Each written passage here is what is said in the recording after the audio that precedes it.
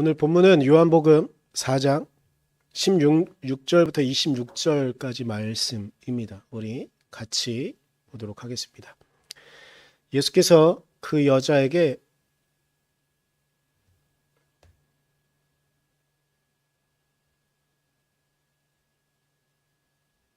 뭔가 좀 잘못된 것 같죠?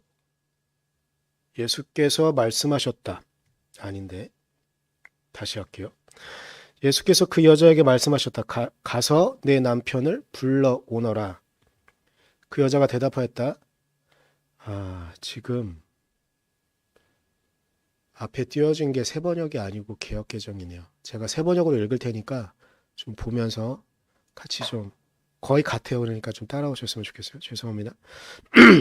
그 여자가 대답하였다. 나에게는 남편이 없습니다. 예수께서 여자에게 말씀하셨다. 남편이 없다고 한 말이 옳다. 너에게는 남편이 5이나 있었고 지금 같이 살고 있는 남자도 내 남편이 아니니 바로 말하였다. 여자가 말하였다. 선생님, 내가 보니 선생님은 예언자이십니다. 우리 조상은 이 산에서 예배를 드렸는데 선생님네 사람들은 예배 드려야 할 곳이 예루살렘에 있다고 합니다. 예수께서 말씀하셨다. 여자여, 내 말을 믿어라. 너희가 아버지께 이 산에서 예배를 드려야 한다거나 예루살렘에서 예배를 드려야 한다거나 하지 않을 때가 올 것이다. 너희는 너희가 알지 못하는 것을 예배하고 우리는 우리가 아는 분을 예배한다. 구원은 유대 사람에게서 나기 때문이다. 참되게 예배를 드리는 사람들이 영과 진리로 아버지께 예배를 드릴 때가 온다. 지금이 바로 그때이다. 아버지께서는 이렇게 예배를 드리는 사람들을 찾으신다. 하나님은 영이시다. 그러므로 하나님께 예배를 드리는 사람은 영과 진리로 예배를 드려야 한다. 여자가 예수께 말하였다. 나는 그리스도라고 하는 메시아가 오실 것을 압니다. 그가 오시면 우리에게 모든 것을 알려주실 것입니다. 예수께서 말씀하셨다. 너에게 말하고 있는 내가 그다. 아멘. 네. 오늘 본문을 보기 전에 우리가 좀 전이해를 좀 해야 되는 것들이 있어서 그 말씀을 좀 드리려고 합니다.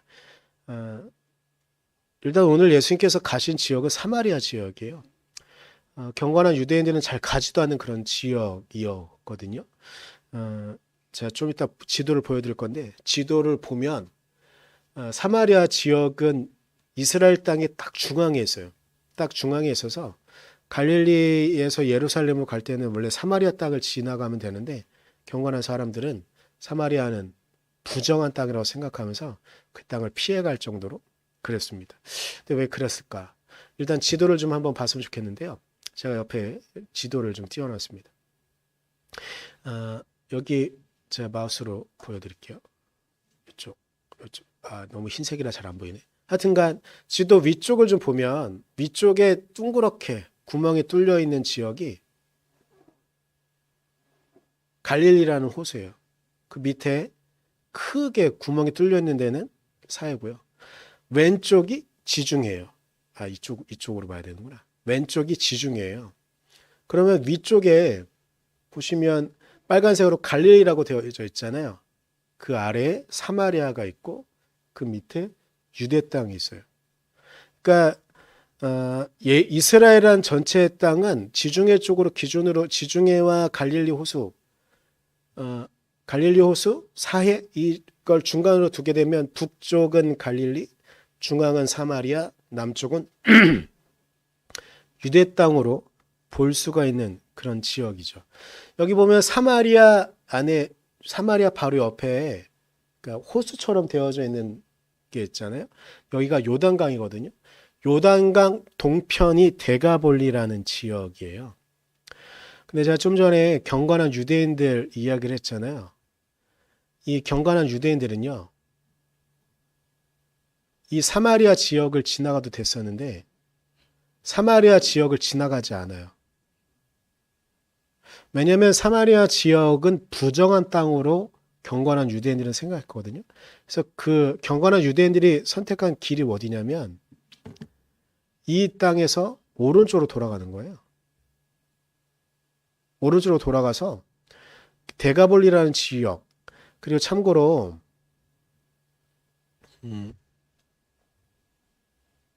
이렇게 지목하면 보이나? 요 사마리아 땅이 좀 어렵지 않은 지역이에요. 그러나 데가볼리라고 말하는 이 지역은 조금은 험악한 지역이기도 했거든요. 그래서 때로는 강도를 만날 수도 있는 그런 지형이었는데 경건한 유대인들은 이 땅을 피해 갔어요. 왜냐하면 이게 이제 지리적인 영향이라고 이야기를 한다면 역사적인 부분들을 좀 보면 사마리아 땅은 이스라엘 백성들이 가나안을 정착하는 과정 가운데 그렇게 어렵지 않게 정복을 한 그런 지역이기도 했었어요. 그런데 역사적으로 이 지역이 위기의 순간을 맞게 되는데 언제냐면 일단은 지도 좀 더 다시 좀 보여드리면 요 아래 지역이 남유다 지역이 되게 돼요. 그리고 여기 위가 북이스라엘이 되게 되거든요. 그런데 주전 730년 정도쯤에 733년쯤에 북이스라엘이 멸망하게 되면서요.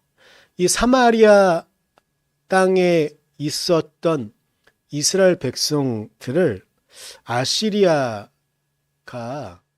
어떻게 하냐면 이 사마리아 지역에 살고 있던 사람들을 강주 이주시켜요. 강제로 아시리아 지역으로 포로로 잡아가요. 그리고 이 빈 사마리아 땅에 어떤 사람들을 데리고 오냐면 바빌론 땅과 투다 지역에 있던 사람들을 강제로 이주시키거든요. 그러니까 이스라엘 백성, 이게 아시리아만 그랬던 게 아니라 바빌론도 보통 많이 그렇게 했는데 한 땅을 정복했는데 그 땅이 민족성이 너무 강하고 거기 있는 사람들이 말을 듣지 않으면 그 땅에 있는 사람들을 강제로 바빌론 땅으로 끌고 가든지 아시리아 땅으로 끌고 가든지 그렇게 하는 게 기본이었거든요. 그렇게 하면 민족적인 정체성이 좀 흐트러지게 되니까, 그리고 통치하기 쉬워지니까 그렇게 하게 돼요. 그런데 이때부터 사마리아 지역은 유대인으로 불려지기보단 사마리아인으로 불려지게 돼요. 왜 특별히 더 유대인들은 사마리아인이라고 부르게 되냐면, 그러니까 이스라엘 사람이라고 부르는 것도 아니고 유대인이라고 부르는 것도 아니고 사마리아인이라고 부르는 이유는 뭐냐면 이들은 혼혈이 되었다. 성경의 언어를 그대로 쓰면 잡종이 되었다. 라는 말로 혼혈에 대해서 아주 강력하게 이들을 부정하게 보는 그런 시선들이 있어요. 재미있는 게 있는데 위키피디나 이런 데를 위키 사전? 인터넷에 있는 사전이잖아요. 보게 되면 사마리아인은 지금 한 1000명도 안 되는 인원이 남아 있어요. 그런데 이 사람들은 아직도 사마리아인이라고 자신들의 정체성을 갖고 있거든요. 근데 그 사람들이 하나님을 모르냐? 하나님을 예배하지 않느냐? 그러지 않아요. 유대인이랑 똑같이 하면서도 이렇게 살아가고 있거든요. 그런데 예수님이 오셨을 당시에 이스라엘 백성들은 사마리아인을 징슴처럼 취급했어요. 지금보다 더 많은 인원들이 있었고 그랬어요. 그런데 이스라엘 백성들은 이 사마리아 사람들을 징슴 취급하듯 개와 돼지와 비슷한 부류로 취급했어요. 그러다 보니까 제가 좀 전에 지도를 보여드렸잖아요. 그 지역을 지나가다가 혹여라도 사마리아인과 접촉할까 봐 그것이 두려워서 경건한 유대인들은 좀 전에 데가볼리 지역, 요단강 동편에 있는 지역으로 돌아갔을 정도예요. 이 데가볼리 지역을 지나가는 게 정말 위험한 게 뭐냐면, 여러분 혹시 선한 사마리아인 이야기 들어보셨는지 모르겠어요? 기억하실 거예요. 근데 이 선한 사마리아인이 왜 나오냐? 유대인이 지나가고 있다가 강도를 만난 거잖아요. 그런데 사마리아인이 그 지역을 지나가다가 그 사람을 돌보는 거잖아요. 그만큼 그 데가볼리 지역을 지나가다가 도적을 만나는 게 빈번했다는 이야기예요. 그 배경 자체가 그래요. 그런데 이스라엘 사람들은요, 유대인들은 이 사마리아 사람들을 천히 여기고 부정하게 여기고 이 사람들을 사람으로 취급하지도 않고 그렇게 했었어요.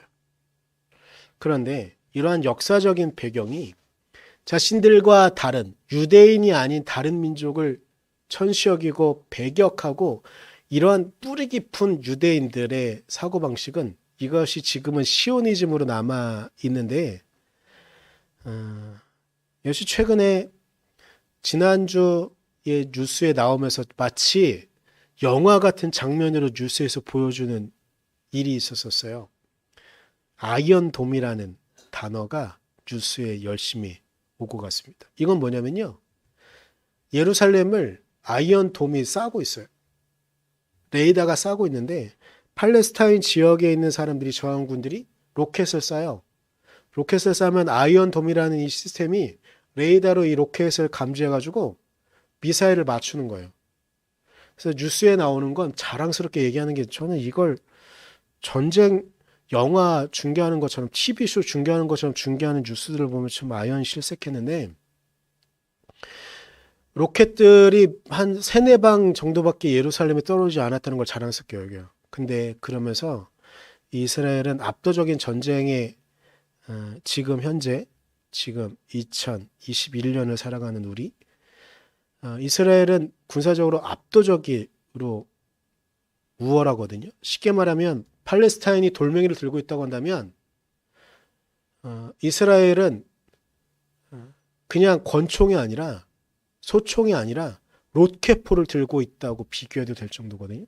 그렇게 팔레스타인 지역에서 넘어온 이 로켓 한 대를 거의 다 막아놓은 다음에 압도적인 미사일로 팔레스타인 지역의 건물들을 압도적으로 부시고 있는 것들. 그것이 아직까지 지금 되어져 있어요. 뉴스에서는 이스라엘과 팔레스타인이 전쟁을 치르고 있다고 이야기하지만 엄밀히 따지면 이스라엘이 팔레스타인을 학살하고 있는 거죠. 그런데 이게 2000년 전에도 그리고 그 이전에도 이스라엘 백성들은 너무나 쉽게 이런 것들을 했었어요. 이거는 하나님의 이름을 걸고 이것이 하나님의 심판이라고 이스라엘 사람들은 이야기하는데 그렇다고 한다면 그 하나님은 우리가 알고 있는 하나님이 아닌 거죠. 가짜 하나님을 입에 달고 이야기하는 거예요. 하나님은 가난하고 힘없는 사람들의 편이셨는데 오늘 설교 제목도 사마리아 여인이라고 제가 이렇게 일부러 했는데 사마리아인이라는 것 자체가 그 당시에는 힘없는 사람들이었어요. 그 당시에는 사람 취급당하지 못하는 사람들이었어요. 또 여인이라는 그 계층 또한 그 당시에는 사람으로 취급받지 못하는 그런 사람들이었어요. 그런데 예수님께서 오늘 그 여인을 만났던 겁니다. 그렇다고 본다면 오늘 지금 이 땅에서 이 시간 저 먼 곳에서 일어나고 있는 이 이스라엘의 이 학살은 결코 용서받을 수 없는 그런 일인 것이죠. 그 당시에 유대인들이 사마리아인을 정말 우습게 가볍게 여겼던 것처럼 지금 이스라엘에 있는 유대인들은 팔레스타인 사람들을 그렇게 학살하고 있는 것이죠. 이 상황들을 보고 우리는 분노할 수 있습니다. 근데 저 멀리 있는 이야기 말고 한번 우리의 얘기를 좀 돌아봤으면 좋겠습니다. 오늘 특별히 아시아 주일이거든요. 아시아 선교 주일이에요. 우리는 우리 안에 이주 노동자로 오고 있는 아시아 사람들을 어떻게 대하고 있는가? 우리도 똑같은 아시아 대륙 안에 있거든요. 지역으로도 보면 우리는 아시아 지역에 속했어요. 그런데 우리가 다른 나라보다 경제가 조금 뛰어나다고? 혹은 요즘 K-팝, K-컬처, 심지어는 K-아미 이렇게 하면서 엄청나게 많이 국뽕에 취해 있어요. 우리나라가 자랑스럽게 여겨지고 있어요. 그런데 우리는 정말로 김구 선생님이 말하는 것처럼 우리를 지킬 만한 국력을 갖고 있고 우리가 갖고 있는 문화의 힘이 다른 나라들보다 우월했으면 좋겠다고 말하는 그 순간이 정말 왔는데 우리는 그 뛰어난 문화를 갖고 있다고 말할 수 있는 우리는 우리 안에 있는 모습들은 저 멀리 있는 이스라엘은 쉽게 그렇게 비난할 수 있는데 우리는 과연 어떤 모습을 갖고 있을까요?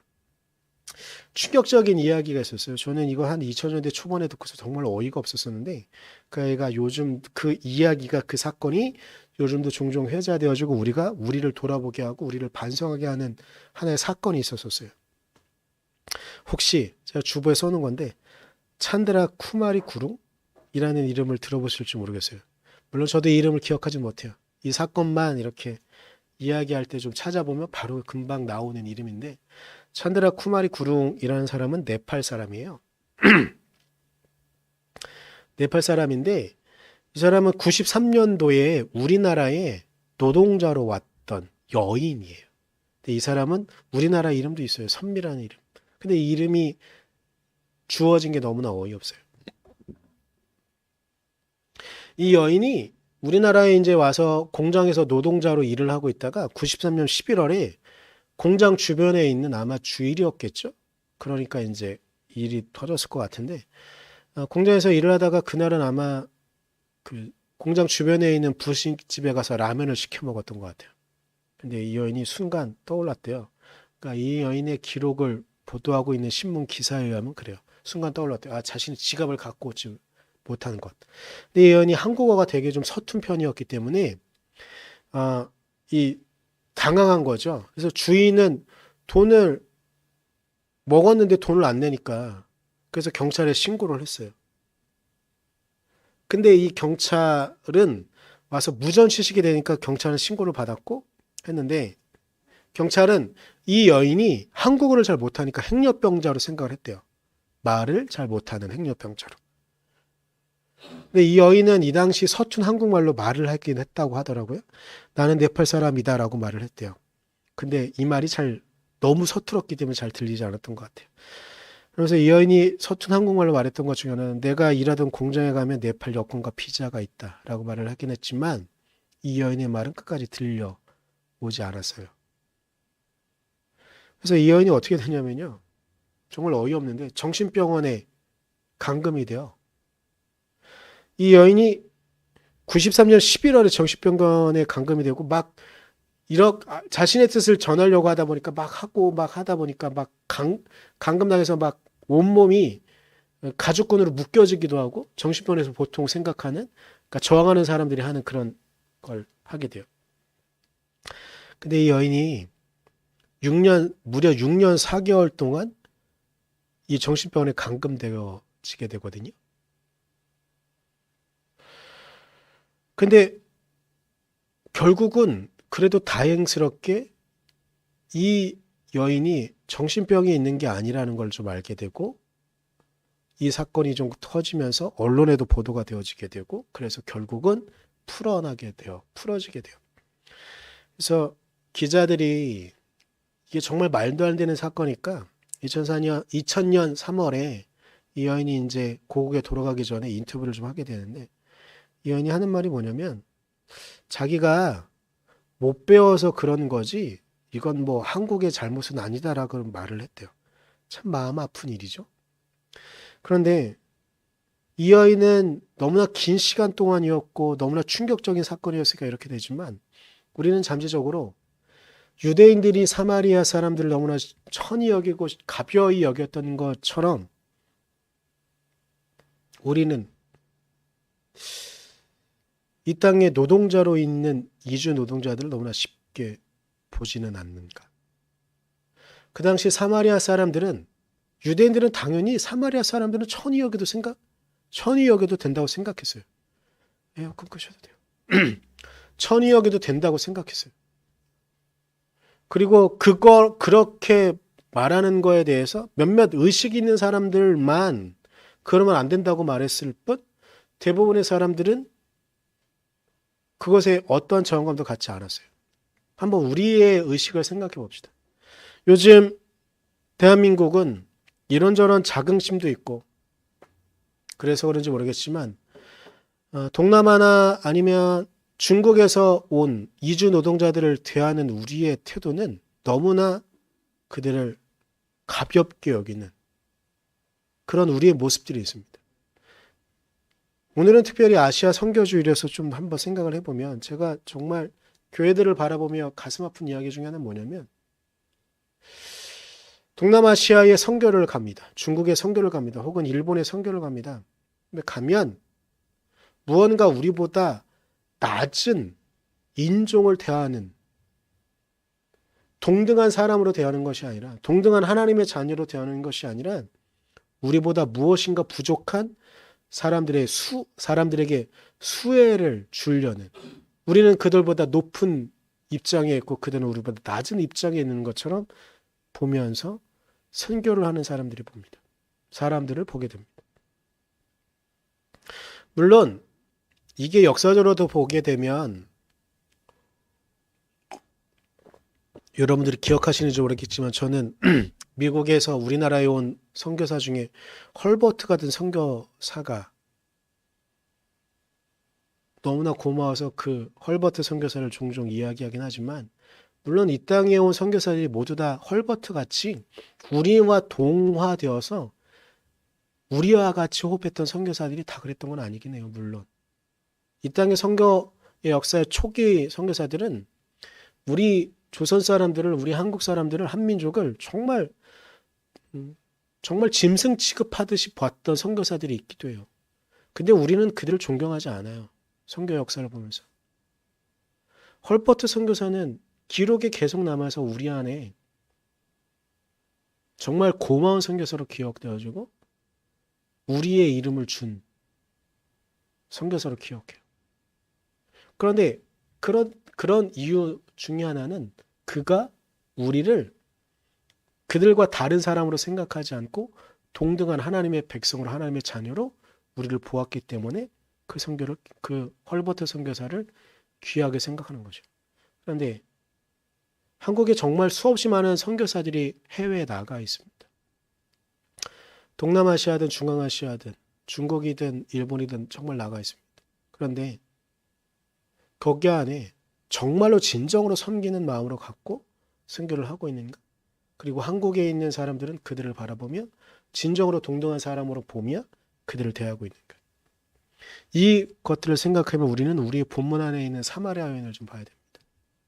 이 사마리아 여인은 우리가 이제 16절부터 봐서 그런데 앞부분을 좀 보게 되면 그리고 우리가 같이 본 본문에도 좀 보게 되면 이 여인은 정말로 그 당시로서는 일반적인 사람보다 정말 아래에 있는 그 당시의 사람들이 보았을 땐 그런 사람이었습니다. 일단 인종적으로도 사마리아인입니다. 유대인들은 사람 취급하지도 않았던 사마리아 사람이었습니다. 더불어 이 사람은 여인이었습니다. 그것도 수차례 이혼을 경험한 남편이 여러 명이었던 그러한 여인이었습니다. 그런데 그 여인을 이게 중요한 게 있는데 예수님께서는 이 여인이 이미 그러한 경험이 있었다는 것을 알고 계셨다고 이야기하고 계세요. 그렇다고 한다면 그 여인을 굳이 그 여인에게 말을 걸고 굳이 그 여인에게 하나님의 진리를 하나님의 은혜를 드러내고 있다는 거예요. 이 여인을 통해서 드러내신 것이 무엇이냐면 24절이에요. 하나님은 영이시다. 그러므로 하나님께 예배를 드리는 사람은 영과 진리로 예배를 드려야 한다는 말씀을 드러내는 거예요. 근데 이 말씀이 정말 중요한 게 뭐냐면 참고로 이 말씀은 저는 협성대학을 나왔는데 우리 학교 신학관 큰 표지석처럼 써있던 제가 입장하자마자 학교 들어가면 항상 써있던 게 뭐냐면 하나님은 영이시니 영과 진리로 예배를 드려야 할 그날이 올 것이다. 이게 써있었거든요. 이 영과 진리로 예배한다는 건 우리 안에 진정으로 하나님께서 우리에게 자유를 주시는 것, 진정으로 우리를 당신의 자녀로 부르시는 놀라운 사건이 있다는 거예요. 그때 우리가 하나님께 영과 진리로 예배할 그날을 우리에게 주시겠다는 거예요. 이건 단순히 우리가 생각하는 거룩하게 예배하고 교회 안에서만 예배드리는 게 아니라 진정으로 모든 것들이 해방되어져서 모든 문제가 해결되어져서 하나님께 우리의 전인격으로 영과 진리라는 것이 우리의 전인격이라는 어떤 관용구거든요. 요한복음에서 쓰는. 그래서 우리의 전인격으로 하나님께 예배드릴 날이 올 것이라고 말하는 거예요. 즉 진정한 구원이 선언되어지고 선포되어질 수 있고 이 땅에 이루어질 날이 올 것이라고 말씀해 주시는 거거든요. 이 사마리아 여인에게 그날을 말씀하시는 거예요. 그래서 그 여인은 말해요. 그 여인이 말하는 가운데 예수님께서 그 여인이 말할 때 당신은 선지자 같습니다. 제가 알기로는 이 땅을 진정으로 구원할 예수님이 당신께서 말씀하시면 영과 진리로 예배할 그날 근데 이것들이 가능한 건 제가 알기로는 이 땅에 선지자 그리고 이 땅에 메시아가 올 것인데 당신은 그러한 말들을 전하는 선지자 같습니다. 라고 말하는데요. 말하고 있어요. 그런데 이때 예수님께서 26절에 이렇게 말씀하세요. 너에게 말하고 있는 내가 그다. 너가 지금 너희들 사마리아 사람들끼리 서로 얘기하고 있는 그 구원자가 바로 나다라고 말하는 거예요. 그래서 일부러 제가 25절을 뒤에 좀 놨는데 이 여인이 말하고 있는 거는 이래요.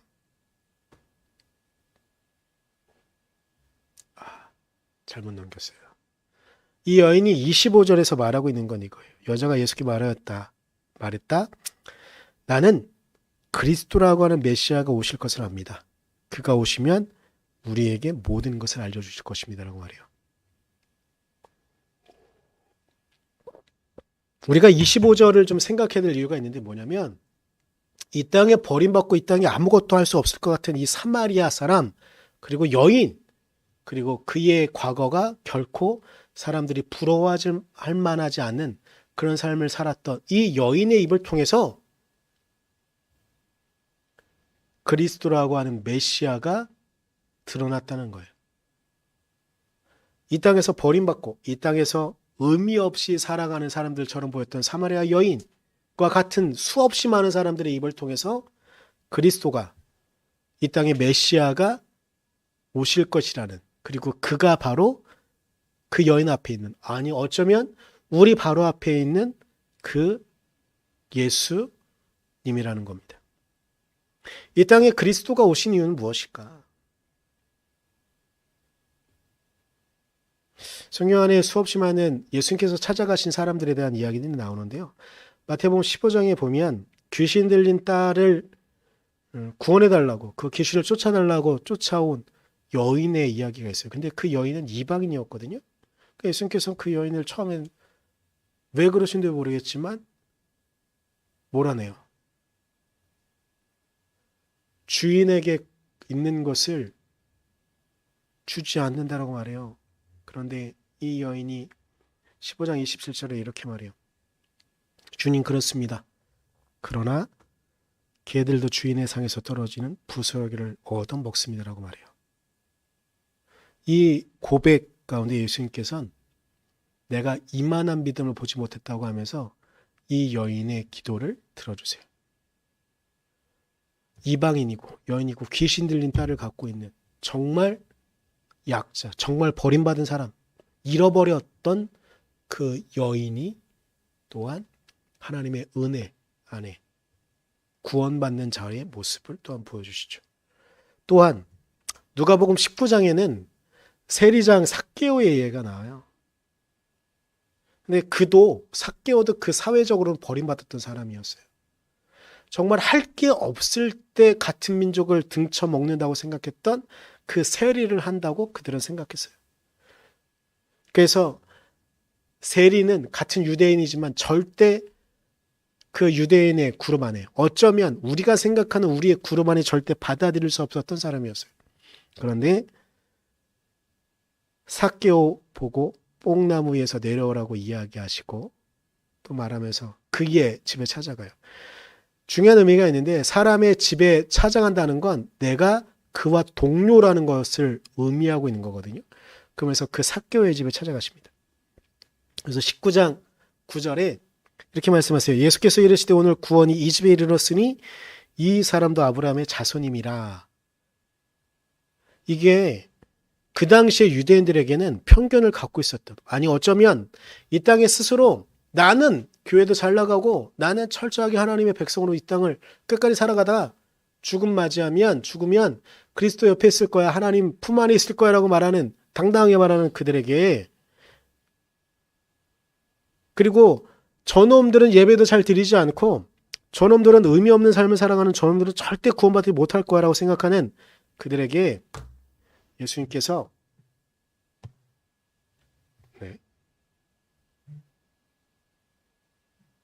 구원이 임했다라고 말씀하시는 거거든요. 그러면서 예수님께서 10절에 이렇게 말씀하세요. 인자가 온 것은 잃어버린 자를 찾아 구원하려 함이니라. 이것이 단순히 예수님의 뜻만이 아니라 예수님을 이 땅에 보내신 하나님의 뜻이라는 것을 예수께서 밝히 드러내시는 거예요. 이 땅에 잃어버린 자들을 찾아. 사마리아인이라고, 동남아 사람이라고, 장애가 있다고, 여자라고, 죄인이라고, 저들은 절대 구원받지 못할 거라고 말하는 그들을 위해 예수님께서 잃어버린 자들을 위해 이 땅에 오셨다고 말씀하시는 겁니다. 이 잃어버린 양 한 마리의 가치를 예수님께서는 누가복음 15장 7절에 잃어버린 양의 비유를 말씀하시면서 이렇게 말씀하세요. 내가 너에게 이르노니 이와 같이 죄인 한 사람이 회개하면 하늘에서는 회개할 것 없는 의인 99으로 말미암아 기뻐하는 것보다 더하리라.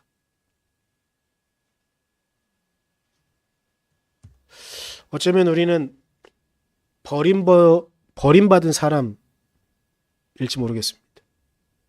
그리고 우리는 어찌 보면 사람들로부터 잃어버림 받은 자들일지 모르겠습니다. 그런 우리를 주님께서는 그분께 영과 진리로 예배하는 날이 올 것이라고 우리에게 선언하시는 것입니다. 어쩌면 우리가 사마리아 여인인지 모르겠습니다. 우리의 삶이 찢겨지고 우리의 삶이 고통스럽고 코로나19든 아니면 또 다른 일로 인해서 우리의 삶은 여전히 고통스럽고 아프고 힘들 수 있습니다. 그런데 그런 우리에게 오셔서 예수님은 말씀하십니다. 우리가 영과 진리로 모든 문제가 해결되어지는 그날 주님께 하나님께 영과 진리로 예배할 날이 올 것이라고 우리에게 선언하시는 것입니다. 더불어 또한 이 땅 가운데 우리처럼 버림받고 잃어버림 받은 자들이 우리의 눈에 보인다면 그들을 우리에게 보이게 하시는 이유가 있다고 저는 믿습니다. 그렇다고 한다면 그들에게도 여전히 우리는 그리스도를 소개하고 그리스도의 구원을 그들에게 이루기 위해서 우리는 이 땅을 살아가야 하는 것이라고 믿습니다. 우리가 이 시간 같이 기도했으면 좋겠습니다. 우리 같이 기도할 때 우리의 삶에 고난, 고통, 아픔의 이야기가 있다면 그것이 무엇인지 한번 생각해 봤으면 좋겠습니다. 우리는 어떻게 하나님 안에 있습니까? 우리는 어떻게 그리스도의 뜻을 쫓아가고 있습니까? 더불어 그렇게 버려진 우리를 위해 우리를 구원하시는 그 하나님의 은혜를 우리가 마음가짐 좀 떠올려 봤으면 좋겠습니다. 결단코 기필코 하나님께서는 우리의 고통과 아픔의 문제를 당신의 구원으로 이끄실 것이라고 믿습니다. 우리가 그 믿음을 되새겼으면 좋겠습니다. 마지막으로 이 땅에 고난받는 이들을 좀 생각해 봤으면 좋겠습니다. 우리가 이 세 가지를 놓고 잠깐 같이 기도하도록 하겠습니다. 기도하겠습니다.